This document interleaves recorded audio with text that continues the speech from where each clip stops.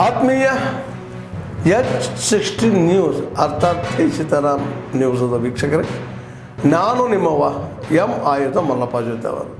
ತಾವು ಈಗ ಸುದ್ದಿಗಳ ಲೋಕಕ್ಕೆ ಎಂಟ್ರಿ ಹೊಡಿತಾ ಇದ್ದೀರಿ. ಈ ಸುದ್ದಿಗಳನ್ನು ಪ್ರತಿಯೊಂದು ನೋಡೋ ಜೊತೆಗೆ ನಿಮ್ಮ ಅಭಿಪ್ರಾಯಗಳನ್ನು ಹಚ್ತಾ ಇರಿ. ಯಾಕಂದರೆ ಈ ಸುದ್ದಿಗಳು ನಿಮಗಾಗಿ, ನಿಮ್ಮ ಬದುಕಿಗಾಗಿ, ನಿಮ್ಮ ವೈಚಾರಿಕೆಗಾಗಿ, ನಿಮ್ಮ ತಿಳುವಳಿಕೆಗಾಗಿಯೂ ನಿಮಗೂ ಗೊತ್ತು. ಜೊತೆಗೆ ನಮಗೂ ನಿಮ್ಮೊಂದಿಗೆ ಇದೊಂದು ಮಾತಾಡುವಂಥ ಜೊತೆಗೆ ಸುದ್ದಿಗಳನ್ನು ಬಿಡುವಂಥ ಕೆಲಸ. ಈ ಕೆಲಸದಲ್ಲಿ ನಾವು ನಿಮ್ಮೊಂದಿಗಿದ್ದೀವಿ ಅಂತ ಹೇಳ್ತಾ ನೋಡ್ತಾ ಇರಿ ಸುದ್ದಿಗಳನ್ನು.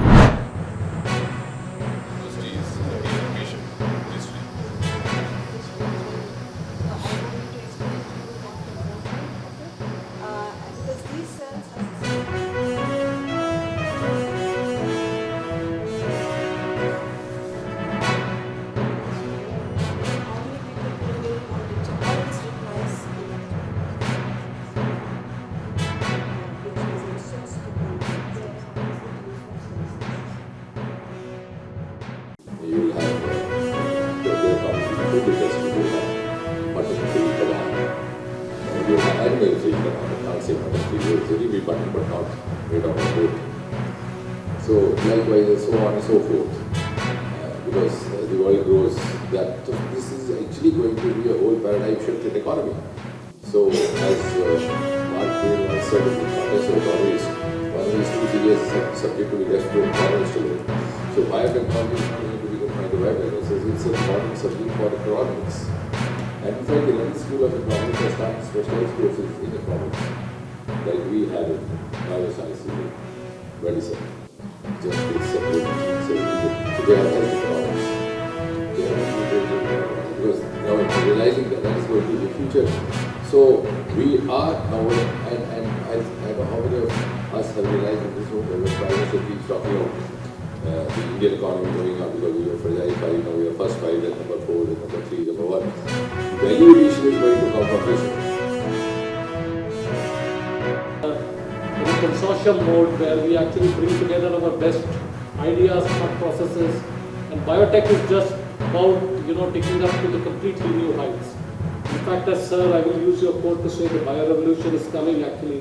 And this is a classical example of where the bio-revolution is going to come to our country. By making wonderful institutions, wonderful ideas, bringing out the best in everybody is actually, and taking technology and science to the next era of the world. ಎಲ್ಲ ಗಣ್ಯಮಾನ್ಯರಲ್ಲಿ ಮನವಿ.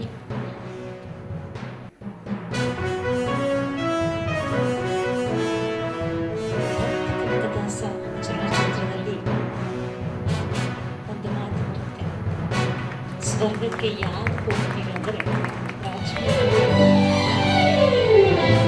ನೆನಪಾಗುತ್ತೆ.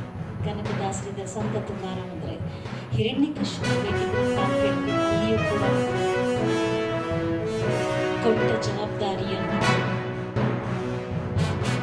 ಅಥವಾ ಕನ್ನಡದ ಕಾರ್ಯಕರ್ತನಾಗಿ ಅವರು ಧ್ವನಿಯಲ್ಲಿರ್ತಕ್ಕಂಥದ್ದು ನಮಗೆ ನಮ್ಮ ಮುಂದೆ ನಾವು ನಿದರ್ಶನಗಳಿದ್ದಾವೆ. ಇವತ್ತು ಕನ್ನಡದ ಒಂದು ಸಂದರ್ಭ ಬಂದರೆ ಇವತ್ತಿನ ಫಿಲ್ಮ್ ಆ್ಯಕ್ಟ್ರೆಸ್ ಯಾರು ಬರುತ್ತೆ, ಏನೋ ಒಂದು ಸ್ಟೇಟ್ಮೆಂಟ್ ಕೊಡ್ತಾರೆ ಅಥವಾ ಅವರು ಸಿನಿಮಾ ಬರಬೇಕು ಅಂದರೆ ಅದು ಆ ನೆಪದಲ್ಲಿ ಒಂದು ಯಾವುದೋ ಒಂದು ಮಾಡ್ಬೋದು. ಆದರೆ ನಿಜವಾಗ್ಲೂ ಕನ್ನಡದ ಕಾಸ್ಗೋಸ್ಕರ ಕನ್ನಡ ಬೆಳಿಬೇಕು, ಉಳಿಬೇಕು, ಇನ್ನೂ ಅಭಿವೃದ್ಧಿ ಆಗಬೇಕು ಅಂತ ಆಸೆ ಪಟ್ಟಿರ್ತಕ್ಕಂಥವ್ರು. ನನಗಂತೂ ಅದು ಹೋಗಿ ಟೈಮ್ ಕರೆಕ್ಟ್ ಟೈಮ್ ಅಂತ ಅನ್ನಿಸ್ತದೆ. ಈ ದಿನ ನಿಮ್ಮ ಹತ್ರ ಈ ಮಾತು ಹಂಚ್ಕೊಂಡು, ಯಾಕಂದ್ರೆ ಕೊನೆಯದಾಗಿ ದೇವ್ರನ್ನ ಕೇಳ್ಕೊಂಡು 2 ಮಾತುಗಳು ಕೇಳ್ಕೊಂಡು ಆ ವಯಸ್ಸಿಗೆ ಏನೇನು ಕೇಳ್ಕೋಬೇಕು ಅದನ್ನು ಕೇಳ್ಕೋಬೇಕಂತ. ಒಂದೊಂದು ವಯಸ್ಸಲ್ಲಿ ಒಂದು ಬೇಡ್ಕೋತೀನಿ, ಸ್ಕೂಲ್ಗೆ ಹೋಗ್ತಿರ್ಬೇಕಾದ್ರೆ ಮದುವೆ ಆಗ್ಬೇಕಾದ್ರೆ ಮಕ್ಕಳು ಒಳ್ಳೆ ಹೆಣ್ಣು ಕೊಡೋದು, ಒಳ್ಳೆ ಕೆಲಸ ಕೊಡೋದು ಕೇಳ್ತೀನಿ. ವಯಸ್ಸಾದ್ಮೇಲೆ ಇನ್ನೇನು ಕೇಳ್ಕೋಬೇಕು ಅಂತ ಅವ್ರು ನಮಗೆ ತೋರಿಸ್ಕೊಂಡ್ಬಿಟ್ಟು ಹೋಗಿ. ಅದಕ್ಕೆ ಏನು ಮಾಡ್ತಾರೆ ಅಣ್ಣನವರು ನನ್ನ ಹೇಳಿದ್ರು ಯಾವ ಥರದ್ದು ಆವತ್ತಿಂದ ನನಗೊಂದು ಪ್ರಮೋಷನ್ ಸಿಕ್ತು. ರಾಜ್ಕುಮಾರ್ ಸರ್ ಯಾವುದೇ ಕಂಪ್ನೀಲಿ ಹೋಗಿ ಮಾಡಬೇಕಾದ್ರೂ ಹೋಗಿ ನಾನು ಜೊತೆಯಲ್ಲಿ ಕೂತ್ಕೊಳ್ತೀನಿ. ಏನಾದ್ರು ಸಣ್ಣ ಪುಟ್ಟ ಮೈ ಹೇಳಿದಾಗ ಅವರು ತಗೊಳ್ಳೋರು ಅಂಥ ಮಹಾನ್ ವ್ಯಕ್ತಿ. ಇವತ್ತಿಗೂ ರಾಜ್ಕುಮಾರ್ ಅವರು ಬೇರೆ ಪ್ರೊಡಕ್ಷನಲ್ಲಿ ಹಾಡಿದಂಥ ಎಷ್ಟೇ ಹಾಡುಗಳಿರಲಿ ಏನೇ ಇರಲಿ ಅವರ ಎಲ್ಲ ಹಾಡಿದಂಥ ದುಡ್ಡುಗಳು ಟ್ರಸ್ಟ್ ಹೋಗೋದು. ASP ಗೆ ಕ್ವಾರ್ಟರ್ ಕೂಡ ಇರಲಿಲ್ಲ. ASP ಗೆ ಡಿವೈಸ್